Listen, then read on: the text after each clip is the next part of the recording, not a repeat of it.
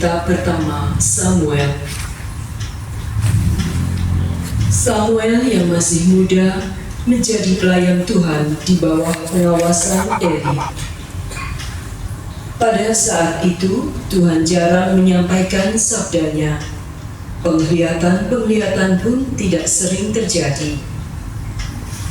Pada suatu hari, Eli yang penglihatannya pun tidak, matanya pun mulai kabur dan tidak dapat melihat dengan baik, sedang berbaring di tempat tidurnya. Lampu rumah Allah belum lagi padam. Samuel telah tidur di dalam bait suci Tuhan, tempat tabut Allah. Lalu Tuhan memanggil, "Samuel, Samuel." Samuel menjawab, "Ya Bapa." Lalu berlarilah ia kepada Eli dan berkata, "Ya Bapa, bukankah Bapa memanggil aku?"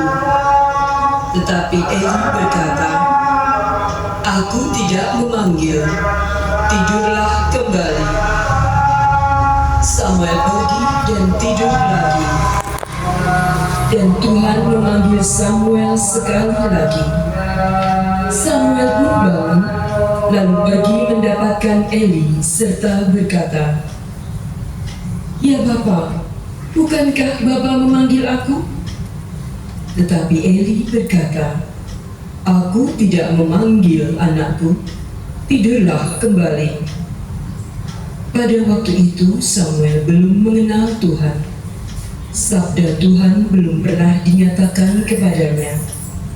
Dan Tuhan memanggil Samuel sekali lagi untuk ketiga kalinya. Ia pun bangun, lalu pergi mendapatkan Eli serta berkata, "Ya Bapa, bukankah Bapa memanggil aku?" Lalu mengertilah Eli bahwa Tuhanlah yang memanggil anak itu. Sebab itu berkatalah Eli kepada Samuel, "Pergilah tidur, dan apabila engkau dipanggil lagi, katakanlah, bersabdalah ya Tuhan, hamba-Mu mendengarkan." Maka pergilah Samuel, dan tidurlah ia di tempat tidurnya. Lalu datanglah Tuhan berdiri di sana dan memanggil seperti yang sudah-sudah, "Samuel, Samuel." Dan Samuel menjawab, "Bersabdalah ya Tuhan, hamba-Mu mendengarkan." Samuel semakin bertambah besar, dan Tuhan menyertai dia. Tidak ada satupun dari sabda Tuhan itu yang dibiarkannya gugur. Maka tahulah seluruh Israel dan sampai Berseba bahwa kepada Samuel telah dipercayakan jabatan Nabi Tuhan. Demikianlah sabda Tuhan. Syukur kepada Allah. Mazmur tanggapan, "Ya Tuhan, aku datang untuk melakukan kehendak-Mu. Ya Tuhan, aku datang untuk melakukan kehendak-Mu." Aku sangat menanti-nantikan Tuhan. Lalu ia menjengukku dan mendengarkan teriakku minta tolong. Berbahagialah orang yang menaruh kepercayaan pada Tuhan, yang tidak berpihak kepada orang-orang yang angkuh atau berpaling kepada orang-orang yang menganut kebohongan. Refren, "Ya Tuhan, aku datang untuk melakukan kehendak-Mu." Tuhan bersamamu dan bersama rohmu. Inilah Injil suci menurut Markus. Dimuliakanlah Tuhan. Injil Markus bab 1 ayat 29 sampai 39. Sekeluarnya dari rumah ibadat di Kapernaum, Yesus dengan Yakobus dan Yohanes pergi ke rumah Simon dan Andreas. Ibu mertua Simon terbaring karena sakit demam. mereka segera memberitahukan keadaannya kepada Yesus. Yesus pergi ke tempat perempuan itu, dan sambil memegang tangannya, Yesus membangunkan dia, lalu lenyaplah demamnya. Kemudian perempuan itu melayani mereka. Menjelang malam, sesudah matahari terbenam, dibawalah kepada Yesus semua orang yang menderita sakit dan yang kerasukan setan. Maka berkerumunlah seluruh penduduk kota itu di depan pintu. Ia menyembuhkan banyak orang yang menderita bermacam-macam penyakit dan mengusir banyak setan. Ia tidak memperbolehkan setan-setan itu berbicara, sebab mereka mengenal Dia. Keesokan harinya, waktu hari masih gelap, Yesus bangun dan pergi keluar. Ia pergi ke tempat yang sunyi dan berdoa di sana. Tetapi Simon dan kawan-kawannya menyusul Yesus. Waktu menemukan Yesus, mereka berkata, "Semua orang mencari Engkau." Jawab Yesus, "Marilah kita pergi ke tempat lain, ke kota-kota yang berdekatan, supaya di sana juga aku memberitakan Injil, karena untuk itu aku telah datang." Lalu pergilah Yesus ke seluruh Galilea, memberitakan Injil dalam rumah-rumah ibadat mereka dan mengusir setan-setan. Demikianlah sabda Tuhan. Terpujilah Kristus. Silakan. Mari perkenalan dulu ya. Ada yang sudah tahu nama saya? Nama saya Romo Erik Wahyu Cahyono. Ya. Karena bapak saya orang Bandung, orang Sunda. Cahyana. Nah, kalau bapaknya Erik Wahyu Cahyana. Tapi karena ibu saya Arema, ya, ibu saya Arema orang Malang. Kalau manggil saya Erik Wahyu Cahyono. Ya, makanya saya nakal ya, karena saya bingung gitu. Kalau bapak sama ibu kok nyebut nama saya kok beda gitu ya. Saya lahir di Surabaya, ya, saya orang Surabaya, juga dari keluarga TNI, ya. Cuma bapak saya angkatan laut ya. Kalau Pak Sumedi angkatan darat ya. Nah bapak saya angkatan laut, dan ya jelas Ordo Karmel ya. Seperti romo-romo yang berkarya di Paroki Tomang semuanya dari Ordo Karmel. Perjalanan panggilan saya sangat unik. Saya baru masuk seminari umur 30 tahun ya. Baru masuk seminari umur 30 tahun, sehingga kalau normalnya itu jadi romo itu umur 27 ya. Seperti romo Aji itu normal, lulus SMA langsung masuk biara, ditabiskan umur 27. Kalau saya abnormal ya, umur 38 baru ditabiskan jadi romo ya, karena memang berpetualang dulu ya. Nah, umur 30 baru menyerahkan diri masuk seminari. Makanya ketika ditabiskan rambut sudah putih, umur 38 ya. Ya tapi itulah ya, jadi rancangan Tuhan itu tidak bisa kita duga ya. Ada yang lancar, ada yang ya terlambat, tapi tidak apa-apa, yang penting kan jadi romo ya. Mau umur 27, mau umur 38, yang penting kan jadi romo sama aja ya. Nah, itu saja perkenalannya ya. Ibu bapak saudara-saudari yang dikasih oleh Tuhan, kebetulan di Paroki Tomang saya diserai banyak organisasi ya. Ada Pamurtilaya, ada KKI ya, Kerasulan Kerahiman Ilahi, ada Legio Maria. Legio Maria ini juga 11 presidium ya, 11 banyak sekali. Lalu PSE, seksi pendidikan, ASAP, banyak sekali. Tapi satu hal yang dapat saya simpulkan, nggak ada organisasi itu yang adem ayem ya, nggak ada organisasi itu yang yang harmonis ya, yang rukun itu ternyata nggak ada ya. Jadi ya di semua organisasi yang ada di Paroki Tomang itu saya selalu ada anggota yang mendatangi saya dan mengeluh ya, Romo, di organisasi kami ini ada konflik ya, ada gesekan, ada ada perang dingin dan lain sebagainya, hampir semua ya. Jadi ya saya santai saja menghadapi itu ya, karena itu memang normal ya, bahwa dalam organisasi itu ada apa namanya, orang yang lembut, orang yang keras ya, orang yang senang konflik itu ada. Ya, setiap organisasi mungkin di lingkungan juga begitu ya. Jadi saya juga heran ya, orang itu kan harusnya cari hobi itu yang baik-baik gitu ya, hobi makan bakso ya, hobi makan soto itu kan baik gitu ya, menyenangkan ya, hobi tenis ya, nah itu kan menyenangkan. Ini kok hobi kok konflik gitu, itu heran saya. Dan sudah jelas ya, orang yang hobinya konflik itu pasti gampang apa? Gampang stres, itu pasti itu ya. Orang yang senang bertengkar, bermusuhan, gegeran ya, bahasa Belandanya gegeran, tahu gegeran? Ya, itu pasti hidupnya nggak tenang, ya nggak ada damai, nggak ada sukacita gitu ya. Tapi saya sudah berusaha melalui rekoleksi, melalui misa-misa khotbah, kok sepertinya nggak ada perubahan gitu ya. Jadi seperti menggarami air laut gitu ya, atau menegakkan benang basah. Seperti percuma saya khotbah berbusa-busa itu ya. Oh ya apa, bahasa Spanyolnya tuh kok pancet kayak gitu.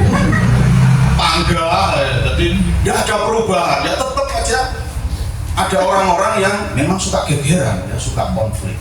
Ya sudah lah, akhirnya saya menyerah ya, sudah habis SKM ya. Apa SKM? Sakarepmu. Betul. Pinter kamu. Saya kok pinter ya, sakarepmu gitu ya. Yang penting saya sudah banyak berkhotbah ya, supaya damai, supaya harmonis, supaya rukun, guyup. Tapi kalau memang senang gegeran ya wis sakarepmu ya. Gimana lagi ya? Saya bisa apa lagi gitu. Sudah habis kata-kata saya. Tapi itu tadi yang jelas, orang kalau senang gegeran, suka konflik, provokator, pasti tidak ada damai sejahtera di dalam hati. Dan larinya pasti akan 4S, jangan heran ya. 4S tahu nggak? Urutannya kan gitu, stres, habis stres sakit, habis sakit stroke, ya, habis stroke sedo. Itu urutannya selalu begitu ya. Makanya saya tuh kadang-kadang heran ya. Jadi Romo itu ya, kadang-kadang saya tuh juga gimana gitu ya. Jadi saya sudah meramalkan orang ini nanti pasti kena 4S. Iya, gara-gara di organisasi, di lingkungan tuh jadi provokator ya, jadi apa namanya, gegeran terus enggak. Padahal Tuhan Yesus minta apa? Jadilah pembawa damai ya, Tuhan Yesus bilang gitu ya. Kita ini jadi pengikut Kristus harus selalu membawa damai. Ini kok bukan ya, yang dibawa itu perselisihan, pertengkaran gitu. Saya sudah meramal, nanti orang ini pasti kena 4S, lalu saya tutup peti. Loh, sering terjadi, betul, akhirnya kena 4S loh. Ya, jadi stres, sakit, stroke, itu, lalu saya tutup peti. Sebenarnya saya tuh sedih, tapi ya gimana lagi orang, apa ya, kan yang bisa merubah diri kita itu kan diri kita sendiri ya. Meskipun Romo ini berkhotbah berbusa-busa, lah kalau umatnya nggak mau berubah ya bagaimana? Itu Romo bisa apa? cuma bisa menasihati ya. Nah, mau berubah atau tidak itu ya terserah umatnya ya. Jadi berubah atau tidak itu tergantung dari diri sendiri. Dan hari ini yang berkaitan dengan 4S ini ya. Jadi dalam Injil Matius bab 16 ayat 25, Tuhan Yesus itu memberikan kita petunjuk, memberikan kita resep bagaimana kita bisa menghindari yang namanya 4S ini. Tuhan Yesus bersabda, setiap orang yang mau mengikut aku harus menyangkal diri, memikul salibnya dan mengikut aku. Kalau memikul salib ini nggak usah saya jelaskan ya, karena pasti sudah jelas ya, bahwa setiap kita pengikut Kristus. Jadi kalau Tuhan Yesus saja memikul salib ya, karena kalau Tuhan Yesus saja memikul salib, maka kita para pengikut Kristus itu juga punya salibnya sendiri-sendiri ya. Jadi jangan pernah bermimpi bahwa hidup kita itu akan bebas dari salib. Nggak mungkin gitu ya, itu impossible ya, nggak mungkin. Kenapa ya? Karena Tuhan sendiri mikul salib, masa kita nggak mau mikul salib ya? Jadi setiap kita itu oleh Tuhan pasti diberi salibnya masing-masing sesuai dengan kemampuannya, pasti diberi, dan kita harus memikulnya, nggak bisa tidak ya. Jadi jangan pernah bermimpi hidup kita akan bebas dari salib, harus menerimanya dengan ikhlas. Lalu yang pertama tadi dikatakan harus menyangkal diri. Menyangkal diri ini maksudnya apa? Menyangkal diri ini artinya menyangkal kodrat. Kodrat manusia itu apa? Ingin dihormati. Lalu ingin apa lagi?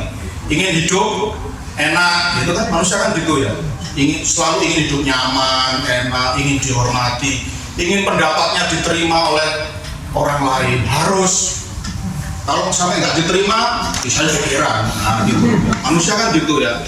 Lalu apa lagi?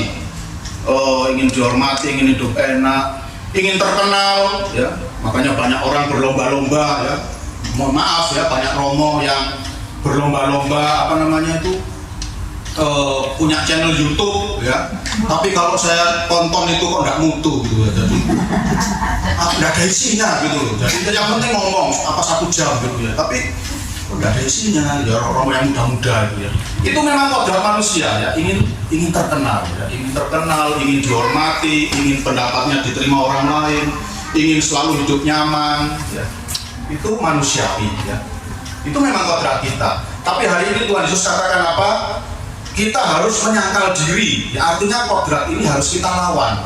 Tidak boleh kita puas-puasin, ya. Tidak boleh kita turutin terus. Karena apa? Kalau kita turutin terus, kalau kita puas-puasin terus, nanti kita akan stres sendiri. Ngerti itu ya? Nah, seperti itu tadi, orang selalu ingin dihormati, dipuji ya, oleh orang lain, diapresiasi orang lain. Ketika orang tidak mengapresiasi, akhirnya apa yang terjadi? Apa? Stres, ya toh? Nah, stres. Jadi saya mimpin misa, khotbah ini sudah saya siapkan berjam-jam, setengah mati sampai melekan. Selesai misa kok nggak ada umat yang ngomong terima kasih sama saya. Iya, padahal saya ini nyiapkan khotbah ini sampai melekan, sampai subuh. Ya, banyak umat kan kira gampang ya kalau romo nyusun khotbah itu udah gampang tuh, ya mikir-mikir, harus baca buku dulu ya. Susah, bikin khotbah itu nggak gampang. Tapi setelah misa kok, ya bahkan nggak ngomong terima kasih nggak apa-apa lah. Saya tuh sering selesai mimpin misa, saya tahu umat ini ikut misa saya ya karena duduk di depan ya.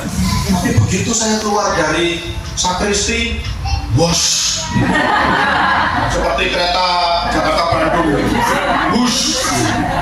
Ya, mau nyapa-nyapa lah, Romo Erik, selamat pagi, selamat hari Minggu, Romo sehat-sehat. Nah, itu kan enak ya. Bus, lihat aja enggak, sering saya alami. Nah, kalau saya nuruti kodrat saya, selalu minta dihargai, selalu minta diapresiasi, ya, selalu minta diperhatikan, saya akan stres. Makanya saya memilih untuk tidak tergantung dengan itu. Ya, saya tuh latihannya sudah dapat latihan ya 3 tahun di Kalimantan ya. Jadi kalau siapa dari Kalimantan sih? Nggak ada ya.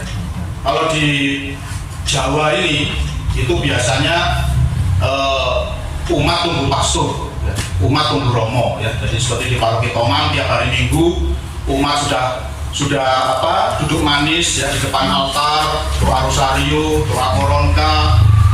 Nah, karena jam 9 mau misa ya. Nah, romonya di pastoran sedang sarapan sate babi. Ya memang belum jam 9 ya, tunggu sabar ya. Jam 9, biasanya jam 9 kurang 10, nah romonya ke sakristi, siap-siap, lalu jam 9 misa gitu. Umat yang tunggu romo. Tapi kalau di Kalimantan beda ya. Di Kalimantan itu romo yang nunggu umat. Nah, jadi romo ini sudah siap ya dengan jubah kasulau sudah siap semua ya. Dalam nama Bapa dan Putra dan Roh Kudus. Tidak ada yang jawab. Kenapa tidak ada yang jawab? Ya memang tidak ada umatnya belum datang. Itu kalau di Kalimantan, ya. Apalagi itu sungai-sungai di Kalimantan itu penuh dengan ikan patin, ya, penuh dengan ikan patin. Jadi waktunya misa itu umat banyak yang apa? Mancing, jaring, ya, cari ikan patin. Nah, misa itu nggak direken, bahasa Belandanya, ya. Misa itu nggak direken, nggak dipedulikan. Nah itu kalau mental nggak kuat, makanya banyak yang keluar, ya. Romo-romo yang ditugaskan di Kalimantan itu banyak yang keluar, ya. Karena merasa apa? Merasa tidak dihargai, tidak diapresiasi, ya. Jangankan terima kasih, wong datang misa aja enggak, gitu ya. Nah, terus saya ngapain di Kalimantan ini? Jadi Romo mau mimpin misa umatnya nggak ada, gitu. Akhirnya nggak kuat, stres, keluar. Banyak sekali yang keluar. Tapi untungnya waktu itu saya sempat curhat ke Bapak Uskup, ya, Bapak Uskup Palangkaraya. Saya juga sempat stres waktu itu, ya. Waduh, kalau gini terus saya nggak kuat ini. Kok jadi Romo kok nggak ada gunanya gini. Mau misa umatnya nggak ada. Gitu.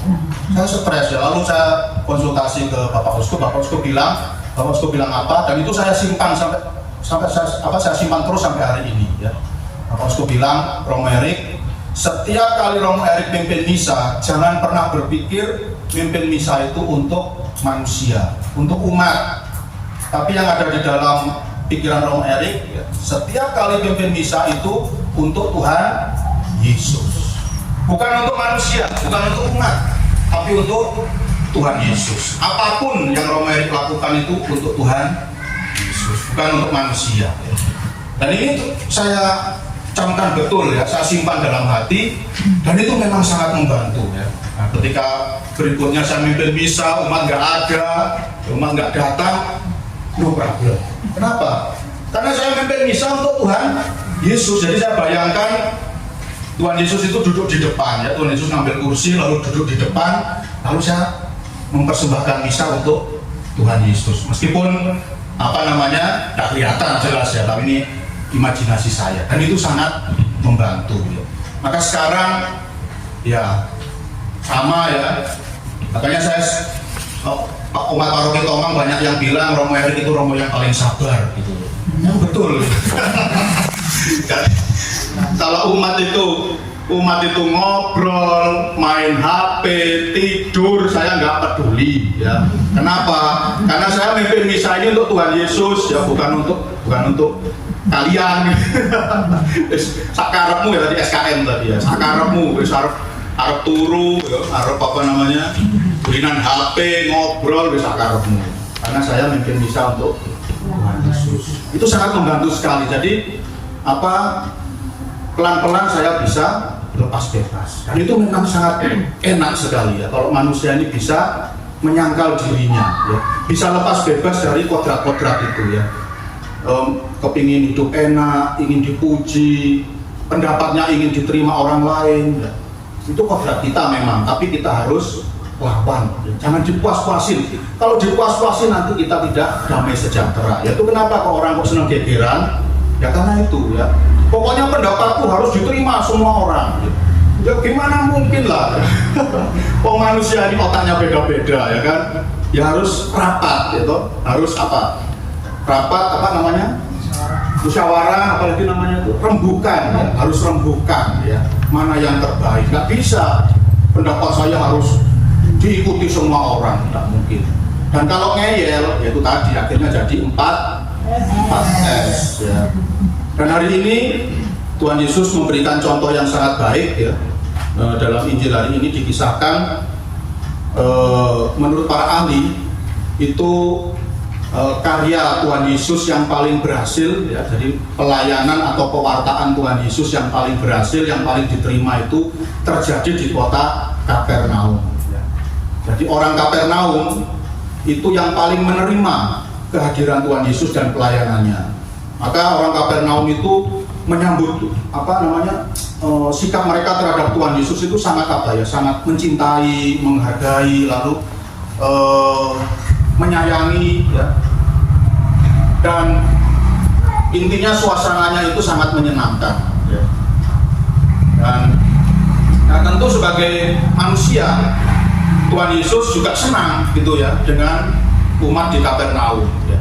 Kalau Tuhan Yesus itu menuruti kodrat manusiawinya, yaitu tadi manusia itu selalu ingin hidup nyaman dan enak, maka saya yakin ya Tuhan Yesus itu tidak akan pernah meninggalkan kota Kapernaum. Ya. Karena apa? Karena situasinya menyenangkan. Ya.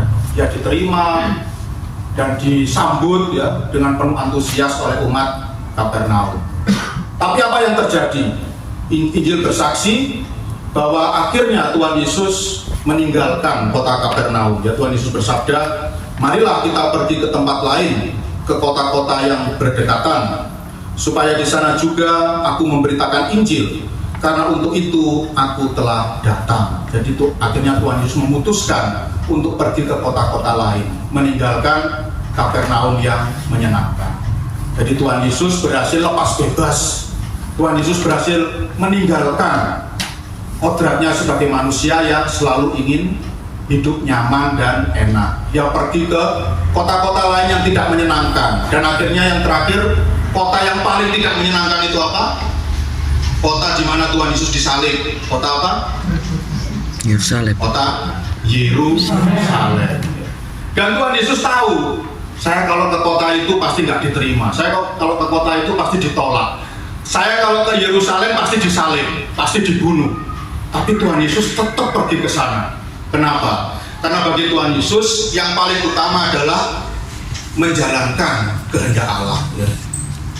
Yang paling utama adalah melaksanakan kehendak Allah Bapanya di sorga. Jadi kepentingan dirinya sendiri, kodrat dirinya sendiri dia tinggalkan demi menjalankan kehendak Allah Bapa.